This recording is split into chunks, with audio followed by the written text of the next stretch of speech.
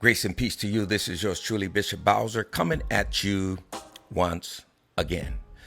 So today I want to talk to you about buffoonery and cooning. In the late 19th century and going into the early 20th century, you had a lot of black people who would play into the stereotypes to entertain white people. And this has always been going on and on and on. But for the most part, black people would call it out and black people wouldn't fall for the okie doke. But today, especially in that hip hop genre and the gang culture genre, I'm really seeing that a lot of people are falling for the okie doke. And you have shows like Adam 22 show, what is that called? No Jumper.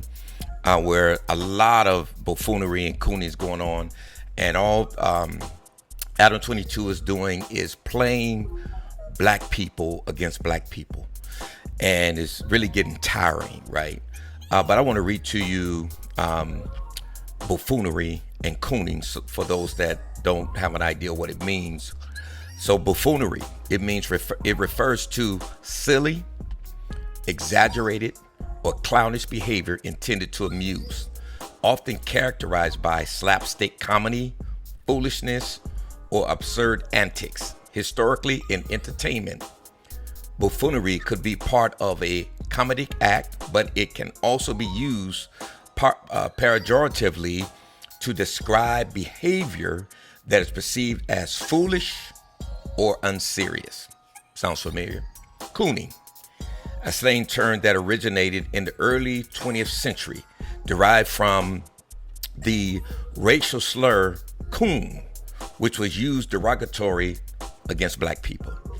Cooning specifically refers to black performers or individuals who adopt exaggerated, stereotypical behaviors to entertain white audiences, often perpetuating racist caricatures. So it implies a form of self-degradation or segregation or performance that panders to racist stereotypes, and the term is considered highly offensive today. And so that's what you see on, and I'm gonna pick on No Jumper because he's really harming a lot of our people, and Adam 22, right? And so they have no moral compass, and we look at people like Adam 22 on No Jumper and DJ Vlad on DJ Vlad TV. They don't believe in God. So they're morally bankrupt, right? And these are the people that we're watching, listening to. So as Kendrick Lamar said, turn the TV off. Turn this stuff off because it's not doing us any good. And so the thing I want to say is that, we must address, the importance of God in guiding behavior. And that's one of the things that has been left out. Many times we say, what can we do for our children and how can we change our community? One of the ways we can do that, and the best way to do that, is to teach our children the ways of God, dedicate them to God, and teach them and train them and discipline them in spiritual and religious morality, right? That's what they need. Because people who do not believe in God often lack the moral compass and a sense of purpose that comes from knowing Him. And that's what you see on a lot of these, even these YouTubers, content creators. They have fallen into the buffoonery too. They call it clout chasing, they call it trolling, and all these other different things. But really what they're doing is they're playing into the stereotypes, right? But the thing we got to understand is that without Yahweh, many people are going to struggle to find true guidance, hope, and strength to make the right decisions. So we need the Lord. That scripture says, trust in Yahweh with all your heart and lean not to your own understanding. All your ways acknowledge Him, and what He'll do, He will direct your path.